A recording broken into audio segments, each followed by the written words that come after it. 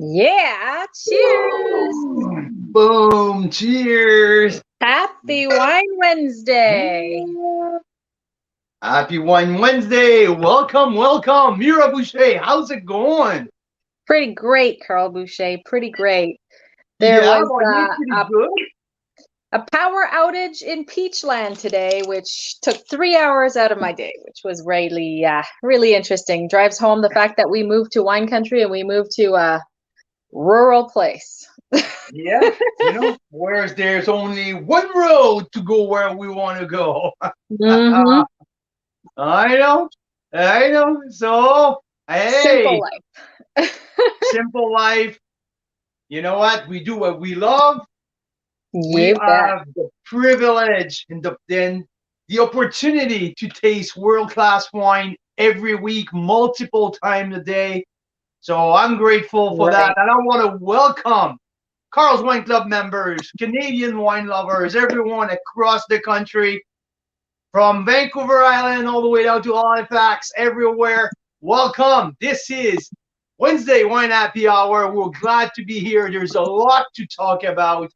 Uh, I have a big wine trip to review with you guys. I so much to talk about my trip in Niagara, Niagara on the lake, on the bench, some harvest time with a great team, with great people, a wine club dinner. So yeah, a lot of fun. Sorry, I had Chelan from Hillside calling me on the other line. Oh. And Fun. yeah, so we have all of that to review with you because you know what? There's no point for me to go into a wine trip, spend 3 days touring one if I have nothing to tell you about. Because if we do that, it's to report back to the member. Because I want you guys to do the same thing that I do. Anyway, and I have a beautiful startup winery that I want to talk about because this week we are featuring Priest Creek Family Estate out of East Kelowna. A beautiful, awesome people, awesome family. And I want to talk about their wine, about their passion, about their drive to sell everything in one place, move somewhere else, and start a winery. Sounds crazy? Yes, it is, but their wines are to die for. So can't Yeah. wait to review the pack with you guys. And yeah, how about you, Mira? Tell me how Well, you're. I was out here and I kept thinking, oh, I am going to, go to some wineries myself and, meet some people at some wineries. It'll be fun. But no, it got really busy while you were gone. I did manage to swing some impromptu wine tastings over at our house here. Just people dropped by and I said, stay for a while. I have like 12 bottles of wine open that Carl tasted before he left. And I can't let them go to waste, right? So it's a good thing That's we have it. really great neighbors around here. We sat on Neighbors that patio. and wine club members. That's the best. That is the best. Neighbors who are wine club members. It was awesome. So yeah, loved it, and sure glad you're back, Carl Boucher. Oh, I am. I am. So there you go. So now, what happened in the wine world last week? Let's review a few things here and there. I know that did not happen last. Well, yeah, lots happened last week because their harvest 2021 is on the way. 2021 harvest is on the go across the country from every single one region. Some places are already halfway done. Some places are just starting. But so it's an exciting time into the wine world right now. There's also uh, some new restriction just came in because if people are starting traveling the wine countries right now, but mostly in Western Canada, the passport, the vaccine passport are going to be mandatory to multiple different places. So this is something to keep in mind. Upcoming this weekend, this is the grand opening of the the Oliver wine, the Okanagan Wine Village. So right down in Oliver, the wine village is doing their big grand opening with the concert and the whole shebang. So it's going to be a big weekend down there. So there's a lot going on across the country in the wine world. And first and foremost, what I want to talk about Priest Creek Family Estate Vineyard based in East Kelowna. So we choose that winery to feature that winery a couple months ago because for a few reasons. First and foremost, they're new. And Mira and I, when we started Carl's Wine Club, that was one of the first bullet points. One of the first bullet point that we had was be part of some new project. When new winery, we wanted to be involved with them to help them to get their name across the country. Because here, well, if you're based here in BC, okay, you start, you get an agent, a distribution agency, and you try to get a little bit here and there in a few restaurants, a few liquor store, and you hope to have good traffic in their tasting room if you have the luxury to have a tasting room. And from there, to build slowly, build a wine club and this and that. What we wanted to do is to be part of that from the get-go. And just like Priest Creek, right? Like they started like 14 months ago, they opened their door. But before they opened the winery in the tasting room, Darren was making wine under the Priest Creek label for 4 years now. In his fourth vintage, he learned under Jason Parks.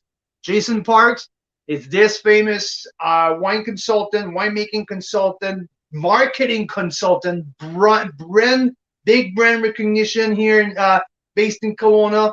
He opened the Hatch in West Kelowna. He opened Crown and Thief.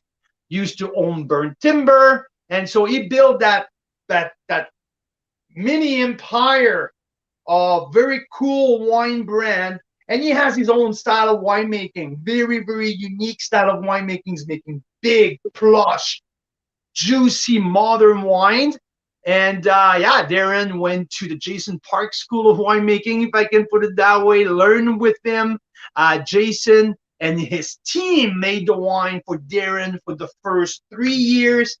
Now, they hand up the book to Darren, and Darren making his own wine now, under the supervision of a weekly visit from Jason Park's team. Just make sure that everything goes according to plan. But yeah, so here is Priest Creek now is up and running, and Carl's Wine Club is standing up with them, and because we want to be putting their name all across the country. So for people from Nova Scotia, Prince Edward Island, Quebec, and Ontario, I was seeing some order coming in from Ontario here today, and I was like, yeah, that's exactly why we do that. Exactly why. Without what we're doing, Priest Creek at that stage of their evolution will not have been in Ontario, and now some package are going out in Ontario, and it's really rewarding to see that. So yeah, Mira, we had the chance to meet with Jane and Darren more than once. It's our second time actually meeting with them. The first time they were just opening up their door 12 months ago. It's been a year now. That remember when we did the barrel, the tank sampling with him. And now, yeah, a year later, and they were so, you know, at the time, it was exactly this time last year that we met with them in September, right? And we went there, I think more on a cloudy day. It was a little chilly. I remember I had my jacket. Just like today. Yeah, just like today. Today was a chilly day in the Okanagan, you know, rainy and chilly. And I remember thinking, oh, how glorious the summer must be, you know. They were talking about how they left some of the table grapes that were on the property when they bought it. They left those on purpose just around the tasting room and the patio there, so that you can actually just pick grapes off of the vines and snack on them while you're tasting. So I thought that was amazing. Great for kids. And then they also had little juice boxes for the kids. And this year when we went back, it was a little earlier, and we went back a couple weeks ago, still warm out. They had a food truck stationed out back. They had those grapes you could pick all around the patio. They had, just a nice lawn area that you could walk around and run around. It was just lovely. And the kids loved it. So yeah, really neat. And then we got the behind the scenes and to see some of their future plans, which include this underground cellar, which I think is so cool. So yeah, Carl got to do some barrel sampling last year, this year, and we were just so impressed. I mean, we do visit a lot of newer wineries and we kind of give them some space, give them some time because they need time to figure it out. And we don't want to feature them before they're really at that level that we think they've got a lot of consistency and, a real defined wine style and all that kind of stuff. But this one really took us by surprise and was just fantastic from the get-go, right, Carl? Oh, absolutely. Absolutely. Oh, no, you're a robot. Okay. Oh, okay, Mike. Yeah, we got to get this figured out. So we've got some interesting issues happening in West Kelowna here with internet, including why I was stuck on the road for 3 hours today. There was a fire that damaged some kind of electrical internet kind of hub. So, yes. How about that? Anyway, if you guys are listening, tell us what it sounds like to you. Okay, well, you tell me if you are listening to me, if I'm sounding like a robot. If yes, I am. Cheers, robot. Okay.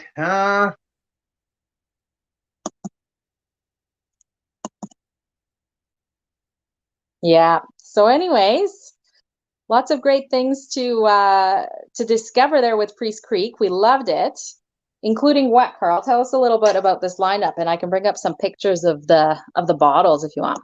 Well, now I'm back, so you tell me, am I still sound like a robot, or if everything is cool? Yeah, you kind of do. You kind of do.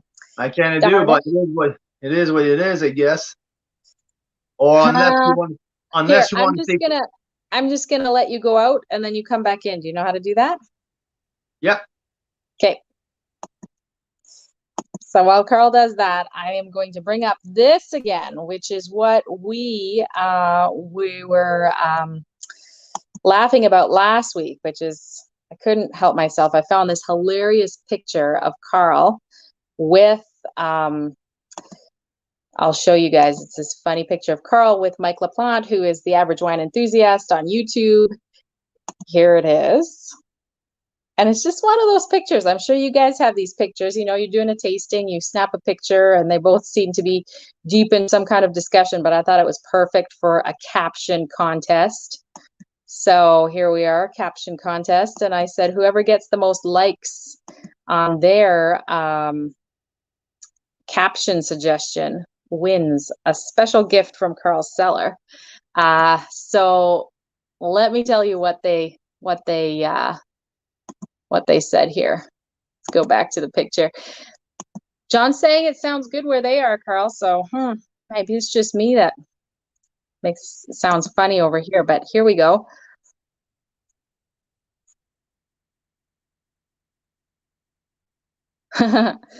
Thanks, Carl.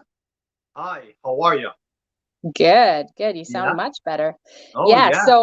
So here's what people were saying about you guys, okay? This funny picture. So I heard, I know it is great wine, but you in Ontario now, from Ken McAllister. Linda's saying, that Mike's saying, okay, so where the frank is my glass? Debbie's saying, well, what do you mean I can't use my saber to open this bottle? Marcel Morgenstern out in Ontario, he's saying, well, that bottle ain't going to pop the cork by itself. There were so many good ones. So many. So here's the top two. Let's see if they've switched around a little bit. They were neck and neck earlier today. Clay Martin from BC, he said, say Canadian wine is average. One more time, I dare you. And that could be either of them saying that to each other. So fitting. And then the other one is just for fun. Daryl Hickey says, frickin' frack with Frank. So there you go. That was pretty funny. But I think the funniest of all, it's the guy on the picture. So Mike, the average wine enthusiast, when you Yeah. see the caption on, and it's exactly what happened that It's specific actually night. what you guys were saying at the time, right? It was almost verbatim. So here, I'll tell you what he's saying. So, uh, Carl's saying, "What do you mean you don't want me to open another bottle? We've only sampled 3 cases." And Mike goes, "I swallow the wine and you don't, Carl. I have to hang on to this chair just so I don't fall over." So that was actually what they were saying. So, so That was absolutely but brilliant. yeah, so it was pretty good. Gail saying, "You want to pair that with what?" Yeah, exactly right. That's the kind of thing that could have been happening right there, right there. But that's the fun part to come over here, right? Because we have so much wine to sample, and I love to give the first crack with some other people so we can talk about it. And after that we had a conversation, it's so easy to put the tasting note together. So yeah, it really helped to get out of our bubble, and like when we do it together, it's great. But having some outside people into the bubble, it's really great to share that emotion, that like the stories behind. So I think that you are a little bit like me. Like we really feel alive when we pop the cork with other people, especially Totally. the members who make like the trip around here. So yeah, so that was a pretty cool moment when Mike came over this summer, all the way from Ontario. And so I have to tell you, do you know that we missed each other by 5 minutes last weekend? You and Mike? By 5 minutes. I was leaving the winery when 3 minutes later, I was at the end of the road at concession 6 in Yeah. Niagara on the Lake when he texted me, just putting in. Oh my gosh. Yeah, That's yeah, yeah. So he finally swung by from Ice Cellar to go see Adnan, and he did a tasting with Adnan instead of sitting with me. And I think he was way better off with Adnan than with me. I'm And sure that was amazing. Yes, this is our new discovery that I cannot wait to visit. The ice yeah, cellars, right? oh yeah, but I'm going to review a little bit the trip in a few minutes. But yeah, Love they that. are definitely one of the highlight of my week, because that guy is an absolute freak of nature in terms of like self-learning, or like it's just crazy. So anyhow, um, Like let's self-taught talk. genius kind of thing. Oh yeah, Yeah, absolutely. amazing. It's absolute insanity. So okay, let's talk about pre-street, okay? Because there's some really cool Yeah. stuff in here. We have in the pack, it's 8 bottles, so 6 bottles for the regular pack, 2 bonus bottles. Starting with the white, let's do in order, Mira. Let's do the Gewürz, the Pinot, and the Chard to start, okay? All right, sounds good. So the Gewürz, yeah.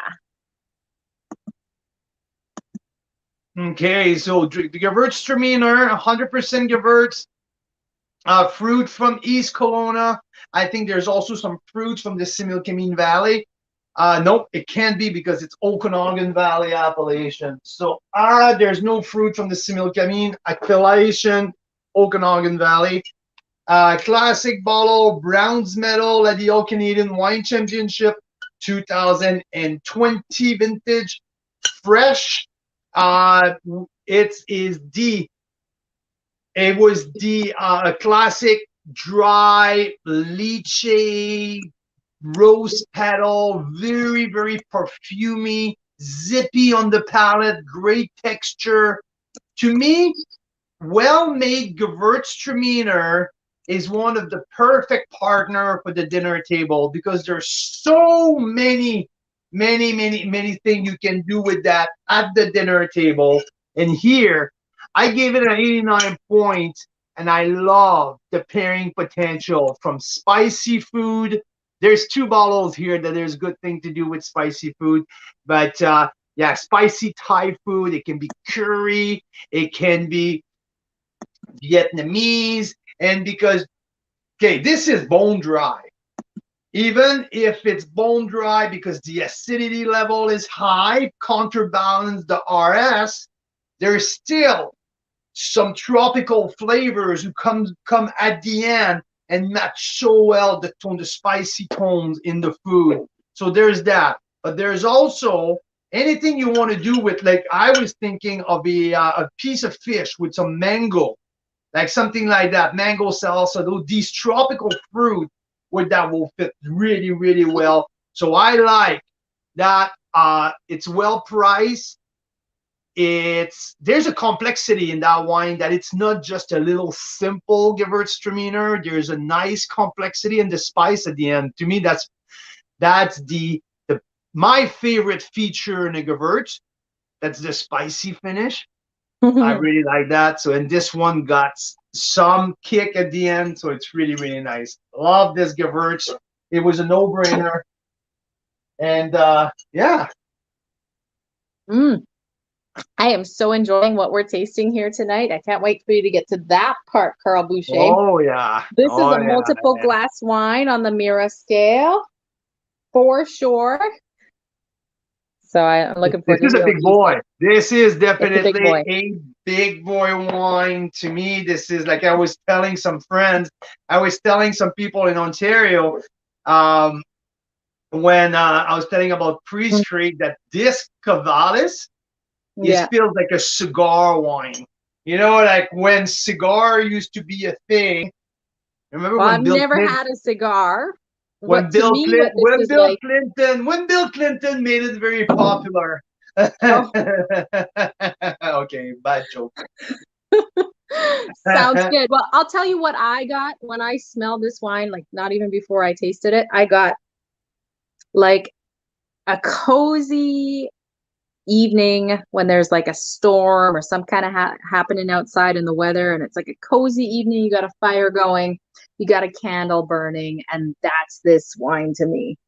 Oh yeah, big, rich, warm, cozy. Yeah. Like you mentioned that. That's it. So I didn't get that idea of getting out a cigar because I've never had a cigar, but you know, I got some kind of Mira. Yeah, totally like the fall, the warm type of weather, something to warm you up. This is not the hot day summer wine type. Absolutely not. This is big. And when I'll tell you about the technical part of it,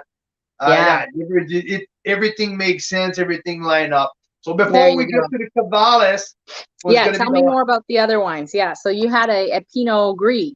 Yes, Pinot Gris, skin contact. That's the way I like my Pinot Gris. That's the key. And that's fun because when you pour that Pinot Gris in your glass, you know what? Just wait a second here. We kept this glass for a reason, right? Yeah. Yeah. So we broke one of our fancy glasses in the I broke it, and the stem came right off, and I was like, hey, maybe we should keep it. Maybe it'll be interesting for a picture or something. Look at that. So you just you just cracked that open? No, I already did. Oh, it was already open before. But yeah, that's a beautiful color, eh? It's still fresh. You know, that's the beauty of the twist cap. I pumped it. I took the air out. Nice. So this is what, like a week and a bit old, hey? Just sitting at room temperature. With the anyway, my point here was the skin contact. Look at that color. So what it is, it's Pinot Gris. That's funny because I had that experience in Ontario this weekend, walking at Bellaterra in the Pinot Gris rows, and there's a bunch. There's a big bunch, and I look at it, and I told Lou, and I tell Lou, the owner of the vineyard, and I say, Lou, what's going on here? Is it the wrong sun exposition? Because there's half the bunch is white and half the bunch is purple.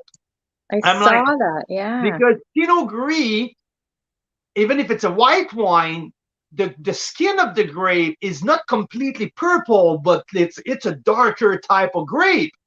So Lou looking at me said, no, because Pinot Gris, it's a cross between originally Pinot Blanc and Pinot Noir. So Pinot Gris is the son of Pinot Blanc and Pinot Noir together. So what happened in that big bunch? There you go. There you go. Thank you. Right? So that's actually from your trip, right? That's what you saw. Yeah. So what do you see here? It's a natural cross mutation. So the white grape that you see down there went back as a Pinot Blanc. So there are a couple grape of a Pinot Blanc with some of the Pinot Gris. Anyway, it was fascinating. Yeah, look at that. It's not unripe grape.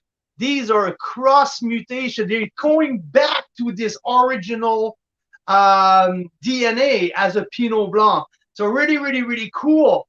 And so I love Pinot Gris on skin contact. When you get your Pinot Gris on a 24-hour skin contact, not too long to turn it out as an orange wine.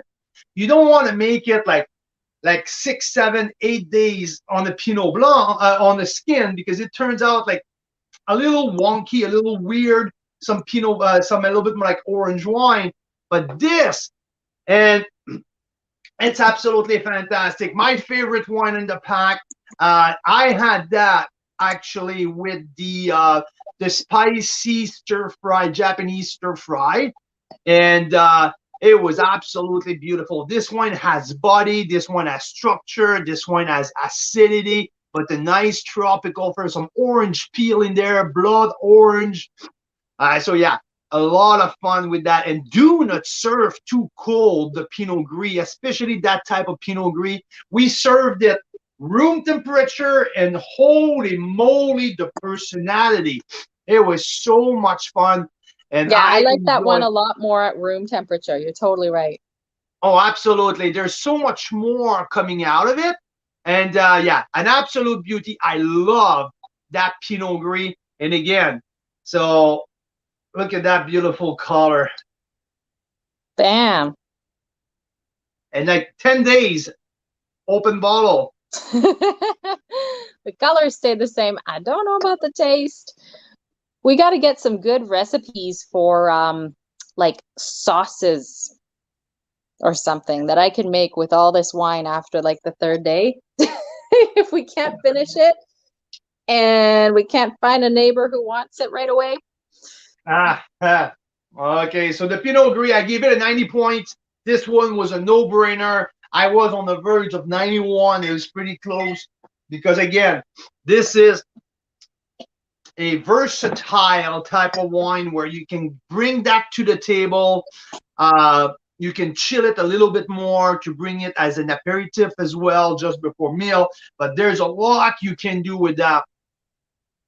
And with pork, like pork with applesauce, fish, chicken. There's many things. Like pizza with the bechamel sauce and mushroom. Oh, yes. Bam. So, oh, look, Daryl sent us a recipe, shallot red wine sauce. Thank you. There you go. There you go. Now I know what to do with the extra reds if we ever have them. There you go. Daryl, we miss you out there. You almost, Daryl almost made it to the Bellaterra dinner. Did not. I'll follow up with my Chardonnay tasting that we did at 1 o'clock in the morning in the tent on Saturday night. It was pretty epic. Not Saturday night, Friday night. Anyhow, so yeah, so this is the Freeze Creek Pinot Gris, fresh, brand new 2020 vintage, and I think that Pinot Gris might last a good 4 or 5 years because there's really nice structure. And to finish it off, the white selection, the 2020 Chardonnay Unoak, not necessarily the most explosive. Well, first of all, beautiful nose, beautiful tropical notes with melon, mango. So really sexy nose, super fun, and like, but doesn't have a ton on the front palate. But to my surprise, on the back end, offer a lot on the back end, more than I was hoping, more than I was expecting. So really surprised, pleasantly surprised with the back from the mid palate, where there's a little bit of a salinity kick in, So that minerality, saltiness, and the zippy citrus, green apple. There's also a little bit of chamomile tea showing up in the length. It just goes and goes and goes. So 89 points on my unoaked Chardonnay. Again, great everyday drinking wine. I really appreciate the back end of it. Now, moving on to the reds. There's 2 Merlots in there. One from 2 different source of grape. So Darren grow a lot of Pinot Noir on the property, and the vines now, because he planted the vines 4 years ago with the plan to up and out. So Pinot Noir grows on the property on East Kelowna. So all of his big reds that we feature behind are all sourced from the south of the province of the region, and also because he learned with and he was part of Jason Park's portfolio, or the Jason Park School of Winemaking. He had access to Jason's contact for grape source at the grower at the highest level. So he has here with the 2 Merlot, one of the Merlot is the border block and the other one is the regular Merlot. 2 very distinctive vineyard. One, the border block, from the border all the way down into Soyuz, and the regular Merlot from Oliver, juicier, bigger body, a little bit more time in oak. So this is the border. So the border block is a little bit more on acidity, right? Acid. No, this is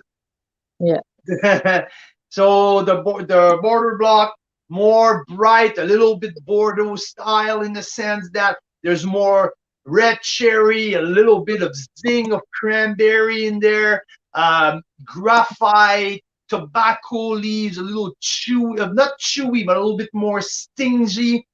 And the other one, the regular Merlot, both 2018 vintage, from 20 minutes apart, the source of grape from Oliver, from the bowl where it's really hot and long days.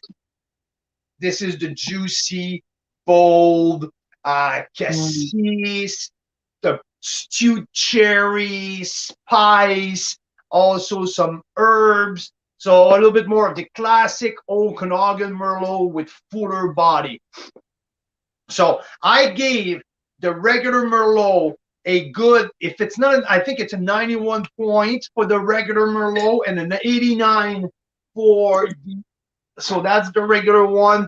I really, really enjoyed the regular one. I think the border block has more life to come. At this, the regular one is ready to drink now, super approachable. Darren does 24-month in oak, 100% new oak, but it's the style. That's the Jason Park style. That's how they learn, like that's how they differentiate themselves from them. I can taste Jason Park style from a mile away because of the of how voluptuous the wines are, how juicy the wines are, and that regular Merlot is it's exactly what it is. Okay, so now Beauty. do you want to do the Stolen Barrel or you want to do the Syrah? Oh, I loved the Stolen Barrel, and you loved the Syrah. So that's a Yeah, I know. We're side by side here. So let's do the Syrah to start. To me, that's quite the rock star. Actually, it was very good too. Oh yeah. Really, the rock. But to me, I said that was the rock star of the pack. I gave it a 93 points. One of my favorite Syrah that I tasted, I would say since the spring. Big, bold, juicy, spicy. This is the classic. Okay, and when you look at the source of grapes across the province, there's few vineyards where you see their names on single vineyard bottles here and there, like Spadefoot Toad. You know, you see that, you know that's a very specific vineyard, and every time you get that, it's really unique. So are some of the grapes from the Black Sage bench. You know exactly which kind of grape you're getting, which kind of wine. Well, here with the Syrah, this is from the Aunts Vineyard.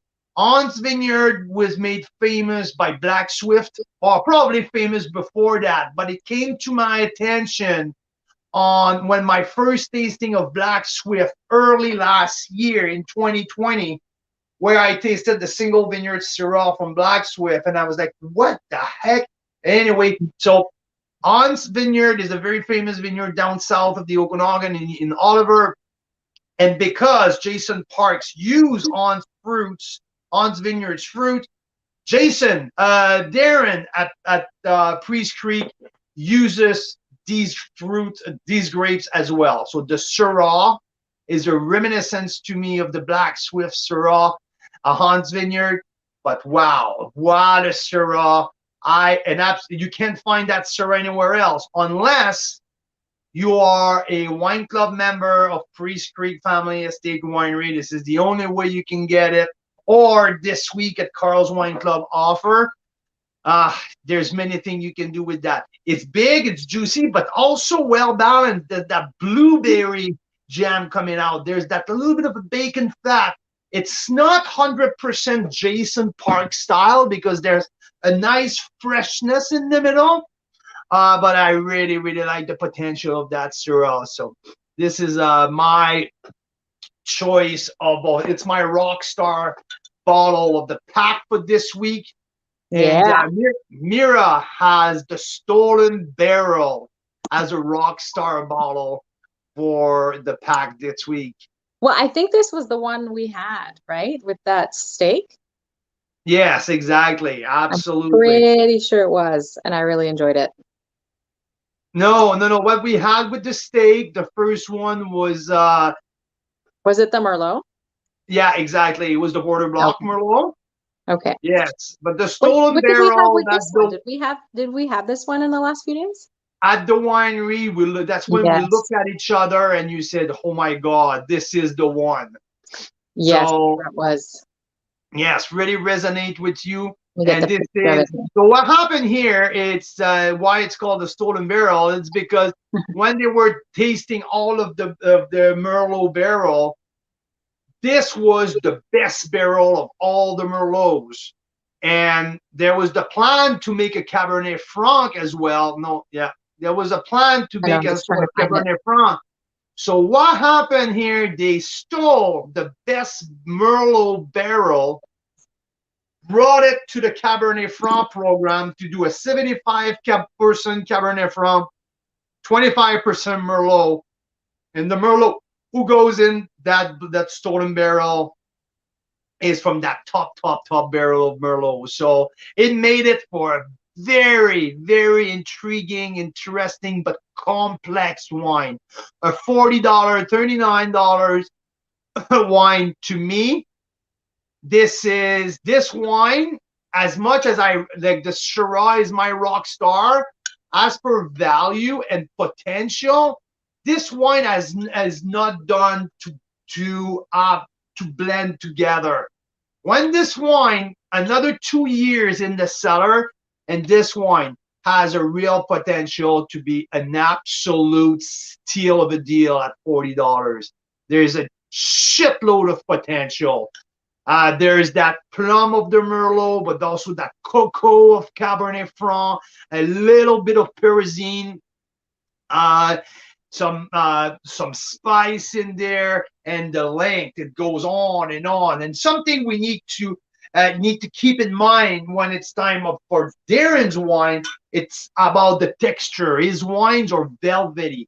His wines are powerful, and his wines are concentrated. So, and that Stolen Barrel, well, just like I knew that Mira, I really hit it off with that wine, but it's also one of my favorite, absolutely. So this is one of the 2 bonus bottle. Don't be shy to swap. If you just want a 6-pack, you can swap any of the bottle from the 6-pack to have one of these or add it on top. That's the beauty. of how we set up the pack. You can mix and match, you can add, you can subtract, and that stolen bottle, you lay that down for a couple more years, and there you go. The potential is absolutely off the chart. I love the length, I love the finish, I love the texture, and there's also a bright frame of acidity. It tells me that there's a lot more to come. The oak is just starting to integrate. Darren's like to work with new oak. He used a lot of it, but he used it properly. So, and it matched very well with his style of winemaking. So there you go. You know, the way you said that, Carl, just reminded me of interior design. And you know how or like fashion, some people can pull off the funky plaids and make it look so good, right? And it's kind of like Darren with his new oak, right? He can pull that off and make it work. Sometimes it doesn't work if you're not thoughtful about it, right? But that's it. If it's the style that you go after and you embrace it 100% and you don't shy away from it and you just go 100% somehow, and if you have the fruit and if you have the patience to wait long enough to get it integrated, you're in the right path. And also, like the way that he choose the coopers, a little bit of toast here, a little bit of it's an art, right? From the canvas you choose, from the whole thing. So yeah, totally. So, love the way that he does it, and it shows very, very well. And all of these wines, as much as we talk about big, juicy, voluptuous, concentrated, they all clock around 13.8% of alcohol. So they're not hot wine until we hit that big boy here. This is the Old World, the first one of the Old World series. So this is the in the business plan, in the business model of Priest Creek, they have a line of wine where this is the kind of their reserve. They're calling it the Old World series. And look at the difference. The labels are backward. So in the sense that the regular the regular one is a white label, and the Old World series a black label, both with gold. And the Convallis, that's the name of their Cabernet Franc, 100% Cabernet Franc. But what's special in that wine? It's been aged for 30 months in oak barrel. 30 months. 30, yeah, 30 months in oak barrel. So, I let you go, okay? So I will keep going. Okay, so yeah, 30 months in oak barrel. This is, when you put that in your mouth, it's a little bit more like, you can take this as a dessert wine. It's 15.2, is it 0.2? Just over 15% alcohol. 15.3. It's a big boy. That was the goal. That's why this wine was made. This can age for 15 years. This wine will evolve. It's a 2016, hitting in its 5th years here. Is it priming? It's not priming yet. It's still big. It's still grippy, but there is a beautiful, smooth, soft texture. When we talk about an iron fist in the velvet glove, that's what it is. The legs. When we talk about the legs, like, let me show you here. Is it thicker, bolder? The flavors are concentrated. There's cocoa. There's so much dark chocolate in that wine. The nose, there's some fresh herbs also in this wine. I was really surprised. Tobacco, chewy tobacco leaves coming in there. And when I was talking earlier about the cigar type of wine, and that was my first feeling. You know, the after meal, when you sit down, many people will just sit back, get a glass of scotch or a glass of port, and This, when I tasted that with Daryl, I look at him, I was like, holy shit, this is the boys club here. I can see myself in the basement with the giant screen with a big cigar. That's how I felt when I tasted that wine. This is not port. This is not oxidized. This is not fortified, but it's 30 months in new oak. This is a big boy. This is their top of the line, but this is a lot of fun. You want to give it a try, lay that down for a few years, you're up for a treat, that's for sure. I am right now enjoying it tremendously. So now I really need to dig in the fridge for after to make the right food to go with that one because it's big. Hopefully I have something like a roast, like a piece of meat that I can put on the barbecue or something like that. But yeah, or cheese, some gorgonzola, some blue cheese will be great with that as well. But definitely.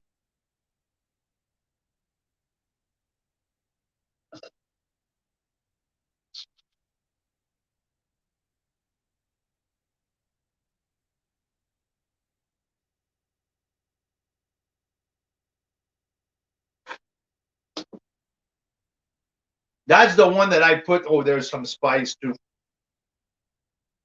There's a wine. This is a wine. Sometimes I put two scores, like let's say 91 to 93. Why I do that is because I think that the wine has more potential. When I dig deep into what's in there, there's more coming up, way more. And I cannot right now. What I was doing with that is like it's a 91 point for sure as a floor, but there's a ceiling somewhere which tells me that might be the 93. That's how I feel with that Convallis. There's a ceiling somewhere coming with. There's something more than the 91 point in there. So yeah, I love the potential. I like to see that wine down the road in 5 years. So in 5 years, it will put us in 2026. That wine will be 10 years old. So I think that's where this wine will be an absolute wow. Because Darren and I agreed when we tasted that together that 15 years of aging, it's not lunatic. It's not something that it's like, whoa, what are you talking about 15 years? Yeah, it's something like it's a no-brainer. This one has been made for long term, and it's super, super fun. And I really enjoy that. And Mira absolutely loving it on the other side right now. So yeah, the nose, it's dark, it's inky. There's some pencil shading in there. But the cocoa, the dark chocolate, like the unsweetened dark chocolate, boom, just absolutely pops.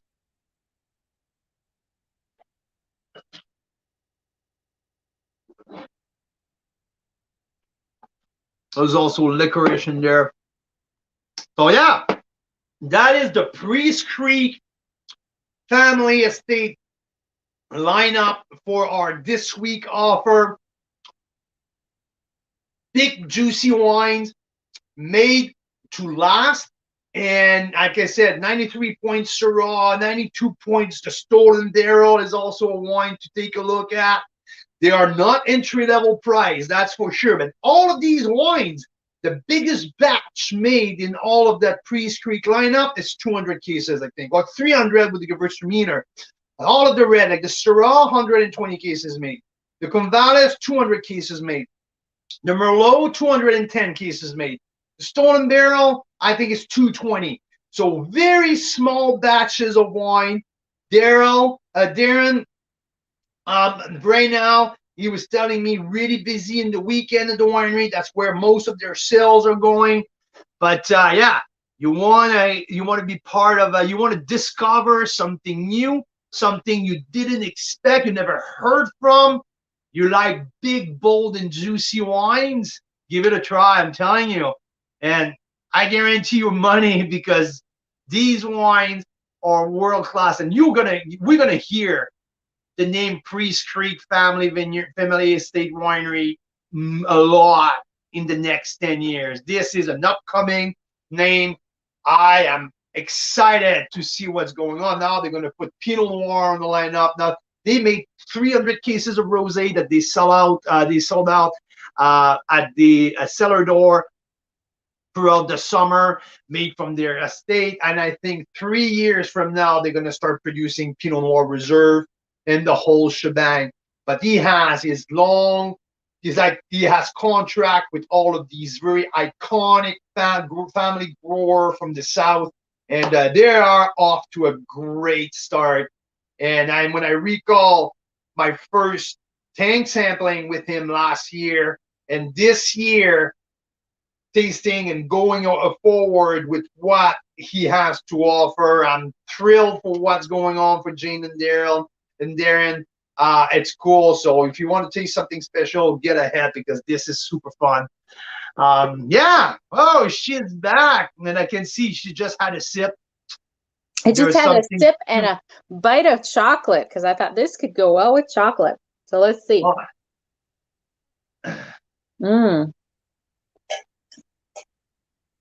Oh yeah, it brings out the bacon fat a little bit. Yeah. Yeah, it's nice with the chocolate. Good. So, what happened on the other side? Oh, Gabby fell off. Well, he like jumped and hit himself as he was jumping off his bed on the corner of the bed a little bit. So, yeah, nothing major, but he'll survive. Yeah, he'll be fine, but it was definitely not comfortable for a little bit there. Poor guy. Yes. Well, good. Hey, so now it's the kind of crazy world we live in. Carl got back, Sunday afternoon from Niagara. It was a whirlwind last-minute trip. I said, we're not going to do any big events. If members can drop by, then that's fabulous. Next time we go, maybe we'll do a, series of little events all around. But I said, Carl, just go last minute and just discover it, because neither of us have been to Niagara, right? So Carl went, and it is now Wednesday, and we have not had a chance yet to properly talk about your trip, Carl. That's true. That's true. And if we expect to do that in the next 6 minutes, I promise that we're gonna run out of time. Oh, I bet, right? But yeah, it was man, that it's dark. There's so much dark chocolate in that wine. Yeah. That's why I grabbed some dark chocolate. I just took a bite. Oh, wow. It's great. With some wines do not go with chocolate. Some wines do not go with cheese. That's what I've learned. It can kill it if you get the wrong thing with it. But this one goes well with chocolate. I like it. So I jumped on the plane on Wednesday night. Not Wednesday afternoon. I got there. I stayed in Toronto for the night. And I drove over to Niagara on Thursday morning, where I was welcomed by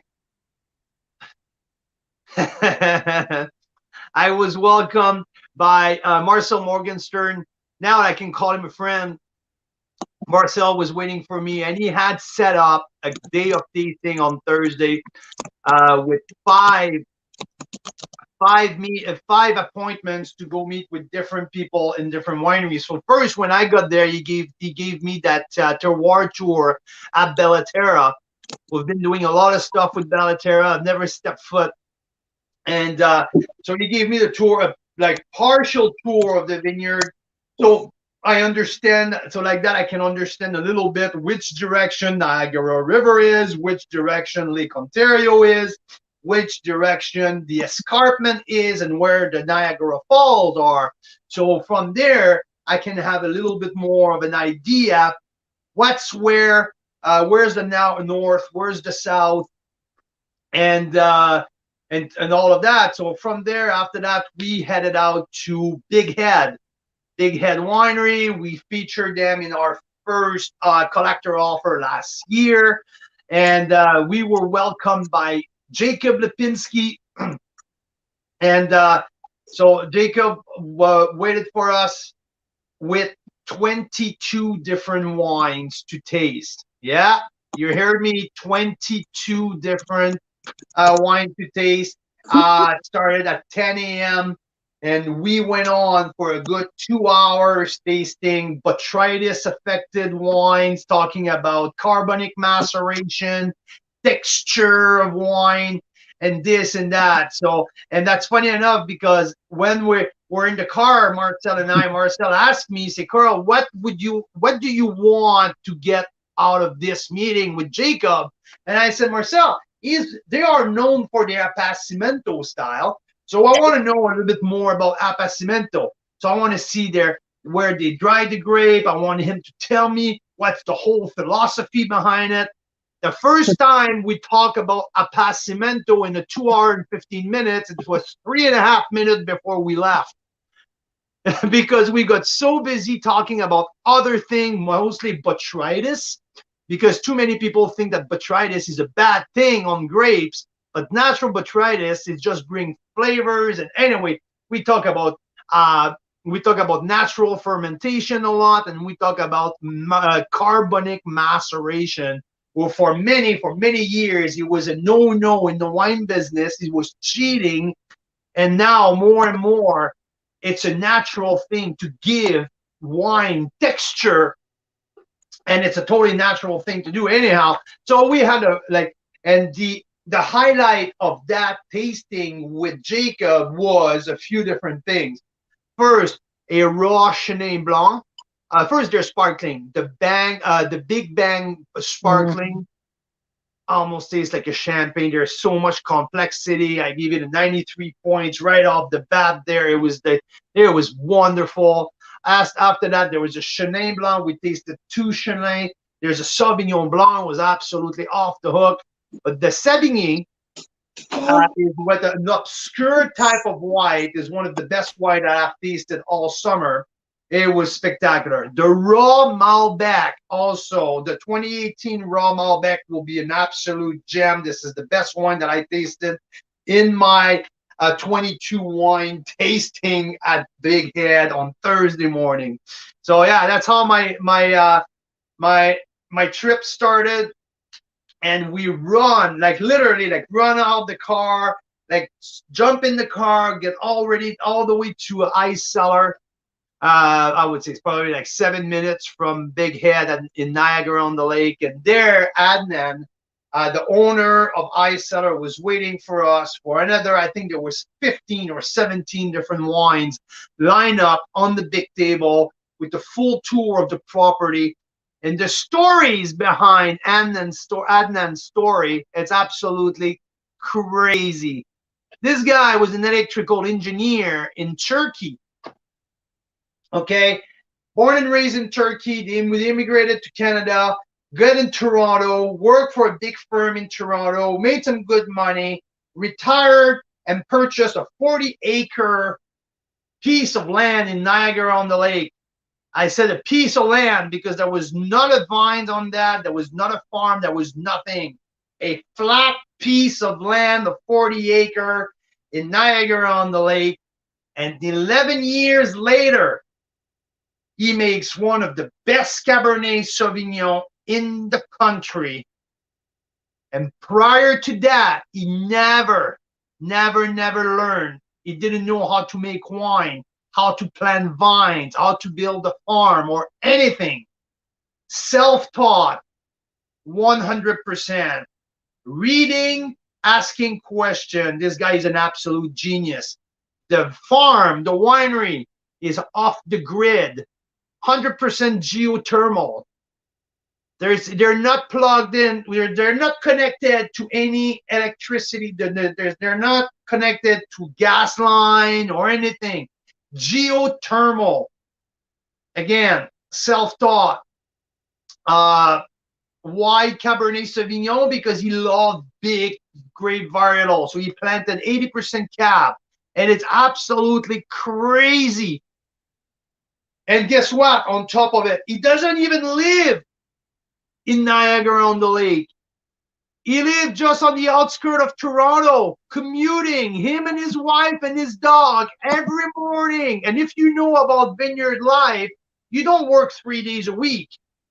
You work 7 days a week. 7 days a week, they commute from the outskirts of Toronto to Niagara-on-the-Lake at the winery to run one of the most outstanding winery in the whole country. It is absolutely crazy. So yeah, Arena is a right bank Bordeaux blend with Merlot Cab Franc. I was super impressed. Their regular cab, the cab that I mentioned that was my #1 on International Cabernet Day, still my favorite wine. It has a reserve, a $90 cab reserve. That to me, I think the regular cab at $50 has a better value. It's absolutely for me the top wine. He has a Pinot, so now for you, Daryl Hickey, he has a Pinot and a Pinot Reserve. Decent, decent, very good. A little bit more New World on both of them. Bigger body, footer body. I don't think that Annan tried to build his portfolio on his 2 Pinot Noir. He's more of a big cab guy. He has a Syrah, he has a Cab Franc, he has a Chardonnay as well. His Chardonnay is, to my opinion, superior to his Pinot Noir. So good Chardonnay. I give him a 91 points. I have the full recording. I recorded the whole session, the 2 hours with Adnan and his wife. He also make an ice wine. This freak of a guy also learned how to make ice wine. It's just crazy, his whole story. So yeah, his ice wine is absolutely incredibly good. And now we're just at our second meeting of the day, second appointment, second meeting, and we were at 36 wine tasted already. Before and now, noon. obviously, oh my God. At that point, we were running out of time. We are behind schedule like crazy, calling all the place. Sorry, we're going to be late. And Lou, the owner of Bellaterra, was supposed to meet us for lunch on the third meeting where we were going to Ravine Wine Company. So we went there. There's a nice patio in the back, guitar player playing, a big tent, right in the vine, like a beautiful spot. And Lydia, she's one of the firecracker female winemaker of Niagara. She graduated like 15 years ago, top of her class at Brock University in winemaking, viticulture. You know, it's a boys' world, and she grew up in there, and she wants to kick some ass. She does boxing, like she's a real firecracker. So we sat down with her, do the full portfolio tasting on the patio, and we had some good food, and that was our second stop. Not really Chardonnay. The Chardonnay was good. Pinot Noir, there's none there because we were on Niagara-on-the-Lake. So Niagara-on-the-Lake, not well known for their Pinots. So Daryl, I don't have a ton to report to you on the Pinot front until the following day on the Friday, where I tasted a little bit more Pinot with my visit at Westcott, also with my visit at Cellar 2027. That's the name that I want you to remember. Cellar 2027 with Kevin. The guy made the wine at Calamus, and he does some single vineyard, Chardonnay, Riesling, Cab Franc, and Pinot Noir. Very, very terroir oriented and really, really cool. If you ask me which of my appointment was the most surprising and the most not gratifying. Sorry. Not gratifying, but I was really surprised because I've never heard about Cellar 2027 before. So Kevin opened his cellar door a year ago after trying to get his license for 2 years, making wine for Calamus, and now it's in the same winery, but he just had a different entrance. But the wines are really, really cool. And their Pinot Reserve, Daryl, for the barrel tasting that I just tasted for the 2020. It's going to be still in barrel and sitting in bottle probably until next year, but keep that in mind. Cellar 2027 Pinot Noir Reserve coming up next year. It's one of the wine that will absolutely blow your socks off.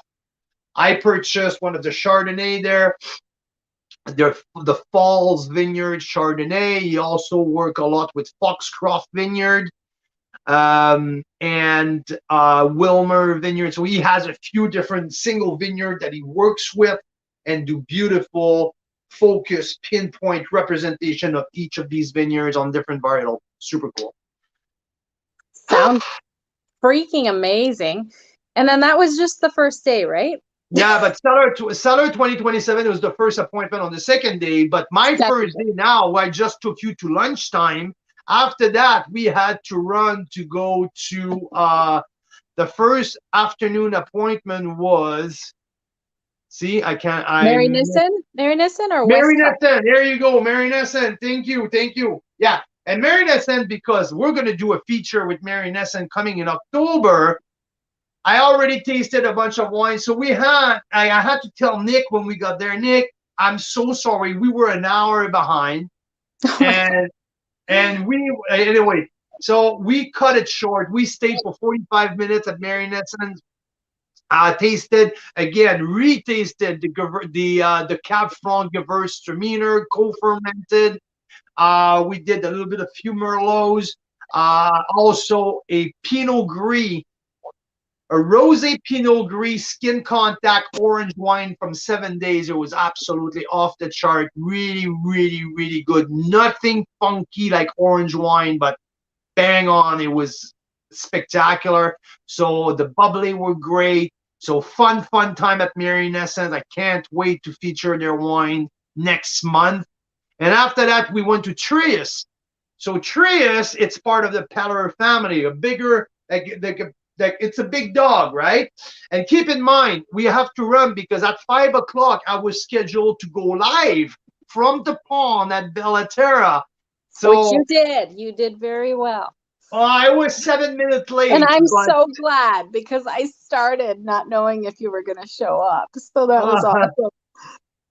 And also the thing is that because I had the great idea to record the whole tasting with Adnan, it drained my phone. My phone went out of battery at before lunch. So there's no. So that's hardly any pictures of any of this. I mean, it's all just what happens in Niagara stays. Yeah, in that threw a wrench into our day.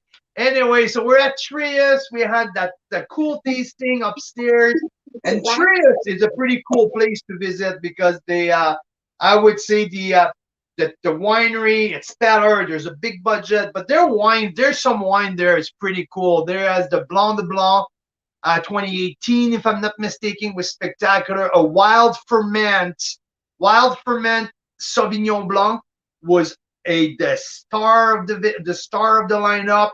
An entry-level Syrah. There's not a lot of Syrah in Niagara, and they make a entry-level $25 Syrah, was, appealing, fun to drink, a great wild ferment Riesling as well. So we played with different things, and I really, really enjoyed the wine at Trius.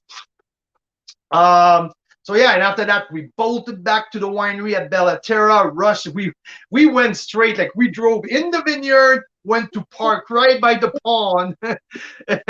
People were looking at us like, who is these two bozos? Anyway, so we made it on time for the live on Thursday night. So that was, and after the live, it was just like go. We had a reservation in a restaurant downtown. There you go. That was my first course. The compressed melon with the Italian prosciutto. The second picture will be my foie gras. The foie gras was, yeah. But that was weird though, and I have to mention the foie gras was a little not overcooked, but over-seared. But the pairing and the sommelier apparently is one of the most awarded sommelier. She won 3 times the best restaurant sommelier in Ontario, and the pairing was 13th Street Gamay with the foie gras. So I kind of stood there as I was like, that's interesting. I would have never paired a Gamay red wine with the foie gras. I would have gone way more creative than that. I thought the pairing was okay, but I was expecting something way more fiery, way more fluffy than that, something creative. There's so much option. Anyway, so it was kind of like, okay. And my main course was an absolute beauty of the halibut. So yeah, it was a dinner pairing, and I had the privilege. I didn't have any more pictures after the second course, but I have to say, I was going to ask you, were you pairing Canadian wines with these great, amazing foods, or were they international? Canadian. So on yeah. I had That's on awesome. mine. With my there was a few different things here. There was a rosé from I don't know, it's one of a very small producer from Ontario, their rosé. Cool. I had the 13th Street with the foie gras, and with my halibut. It was funny because it was a Pinot Noir. Again, I was not thrilled with the pairing, but I choose that because it was made by Derek Barnett. Derek Barnett. Okay, if I say Derek Barnett, is that name ring a bell to you, Mira?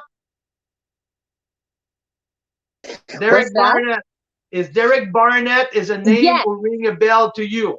Yes. Carlo, the winemaker at Carlo. So Melville, you have a picture of that. Let's look at the bottle. The last bottle from the dinner, it's Melville Red. Move forward. After that, I guess. I'll find it. Yeah.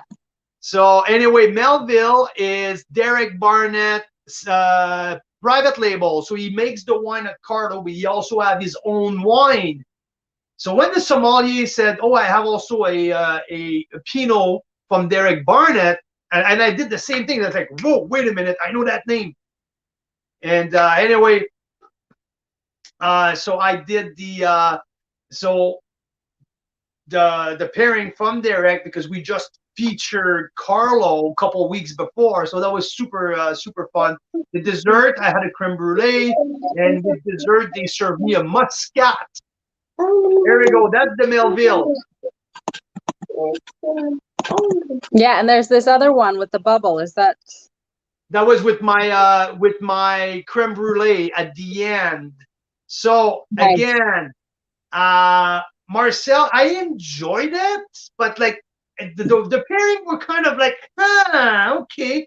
But what I liked with the pairing with the bubbly, the muscat bubbly with the dessert, that when I talk a little bit more innovative that I was hoping with the foie gras, it applied with my dessert. It was innovating.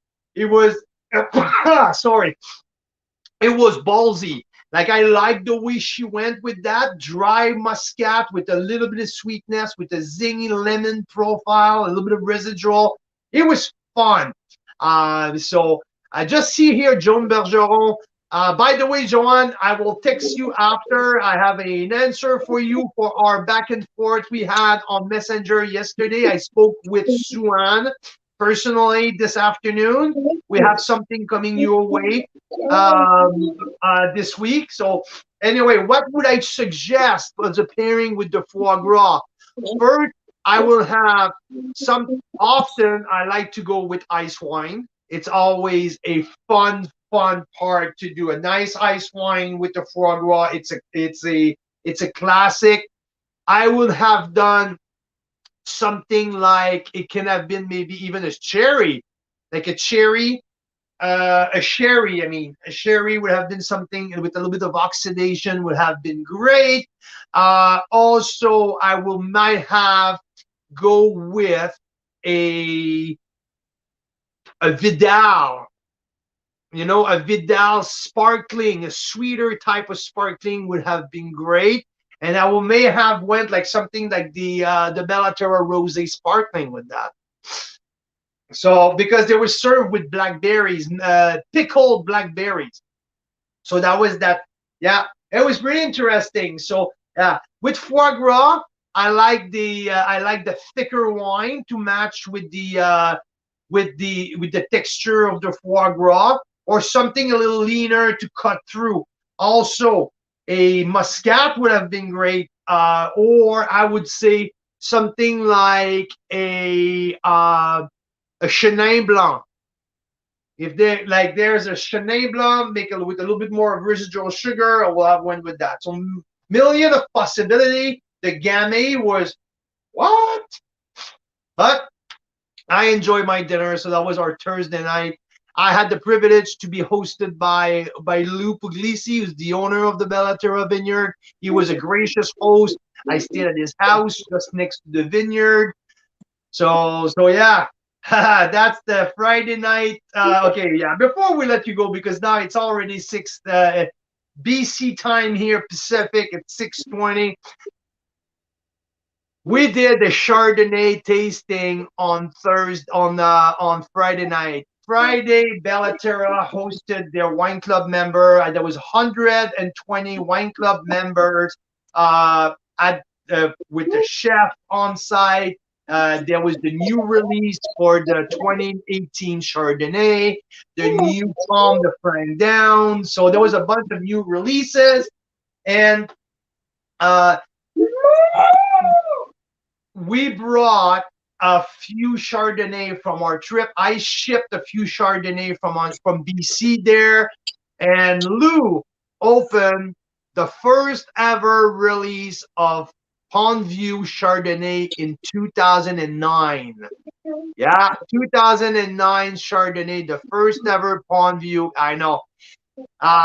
There was 5 bottles left in his cellar. Wow. And so we took one of the 5 and we opened it beside Giant Head Canyon View Vineyard.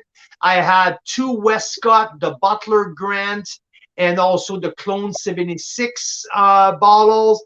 We had Pearl Morissette, not the Cuvée 19e, but Pearl Morissette, Boug.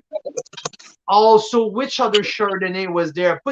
Can you please put the Yeah. I'll put your picture here. There we go. Cannon View and the new Bellaterra, 2018 wild ferment, barrel fermented. So the 2017 Bellaterra won gold at Chardonnay du Monde, ranked in the top 10 in the world with the 2017. 2018 was just released, and we were one of the first to taste that. And to my opinion, 18 is better, has a better balance than the 17. Fred DiProfrio, the winemaker who's been with Lou since the first vintage, was asking me what do I get from that wine? And I said to him, and in all honesty, that the 2017 had great texture, great flavors, but to me, the oak was at the wrong place in the 2017. To me, the oak was too much in the front palate. And the 2018 start with fruit, start with a little mango, a little bit of tropical fruit, and the oak is right in the middle, in the mid palate. And to me, that's where the oak should be. So as a better balance, I prefer personally the 2018, and I think everyone agreed with.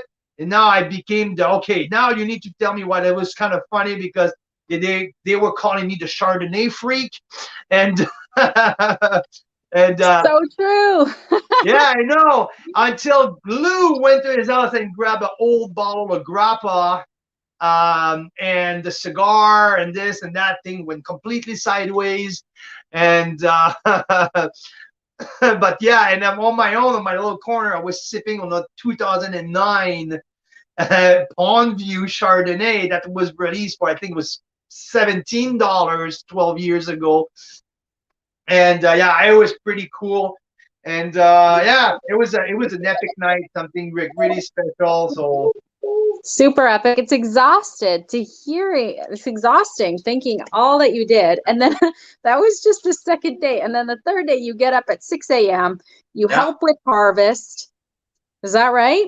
You help with harvest. I love this one. You take a break and you taste Riesling grapes with Riesling wine. Yeah, right? the new release with Xavier. Xavier, I had a member with me. Xavier came to join me. I was with Xavier when I took that picture. So Xavier came and joined me after I spent my time in the vineyard picking grapes. After that, doing the press, we did the crush, and there's a couple picture with the run juice of the Chardonnay. So for the first, there you go. That's the first press. We pressed 5.5 tons of Chardonnay that morning. So it's gonna make something like 800 cases of the Blanc de Blanc. Is it 800?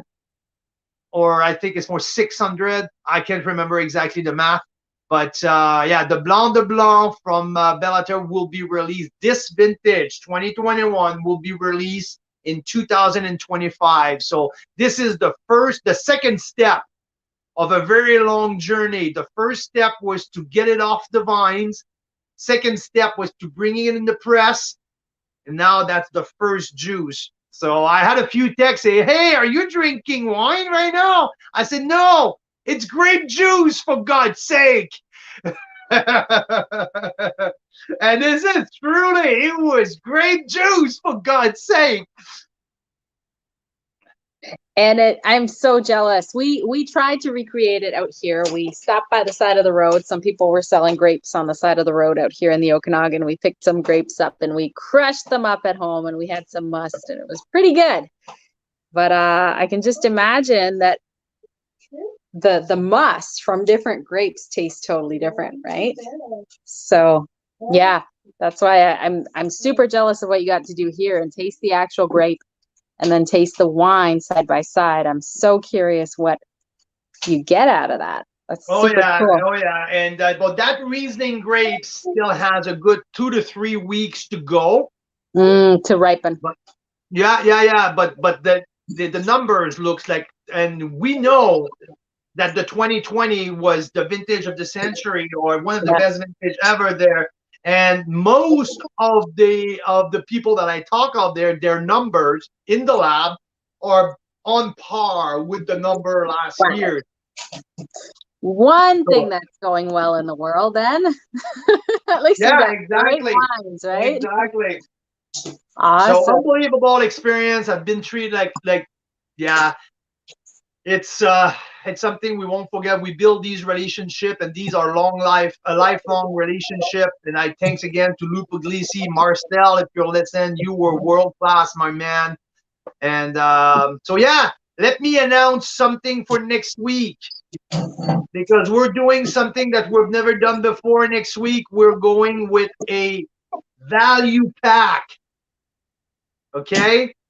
Someone, because we think, and I believe that most of the wine drinker always like to have I will call it cheap, but it's not cheap, a value wine in their cellar. That's, and what's really, really hard in our business is to find the good drinking wine under $20. Well, I found something at $16, single vineyard Sauvignon Blanc, $16 single vineyard Sauv Blanc. What's the other one? The Merlot Cab Reserve, and Riesling. Is it the Riesling? Yeah, I think so. Anyway, I'm gonna have to check. I don't have a photographic memory like you when it comes to wine. It's just so next week we're gonna do Burn Ship Day, $99 for a 6-pack, or $169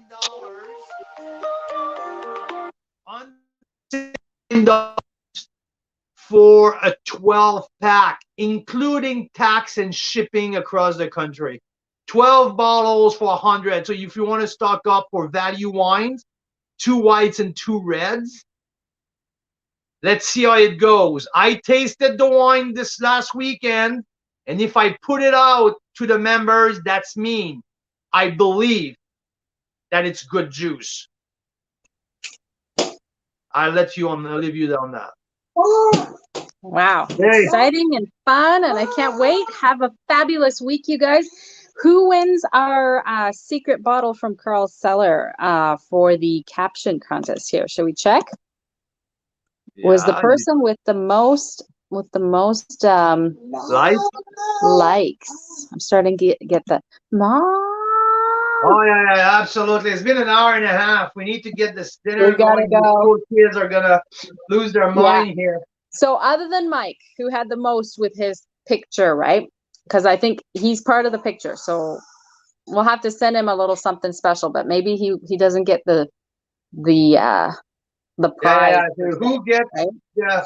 So who gets that? I got 7 for Clay Martin, who says, "Say Canadian wine is average one more time. I dare ya."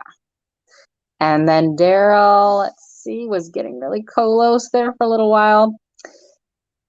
I think he's at 5 still. So it will be Clay Martin. So congrats, Clay. My man, Clay Martin from the mainland. So Clay, you are the winner of the caption. We're gonna send you something. We're gonna send you something special, and you know what? I will deliver personally to you. We're coming down your neck of the woods pretty soon here. So to you guys, thanks for listening. It was a great hour and a half tonight. So Priest Creek Estate family, a cool. Hey, where's your wine? Is there a hole in that glass? I know, right? It's faulty. Yeah. The glass is broken. Priest Creek, until tomorrow night, get to it because the wines are special. This is a cool story. Thank you very much. Carl's Wine Club members, Canadian wine lovers, Mira Boucher. Carl Boucher. Thank you all for listening, for following us. Go to our YouTube channel, Carl's Wine Club on YouTube. Follow us. We're building something special as well. We're going to be present on YouTube. We need more followers. Tell your friends. Join the train because we're going to take you there in our adventure. There's way more to come. Way more to come. Okay? Thanks all. Have a good rest of the week. We'll chat with you very soon. Cheers.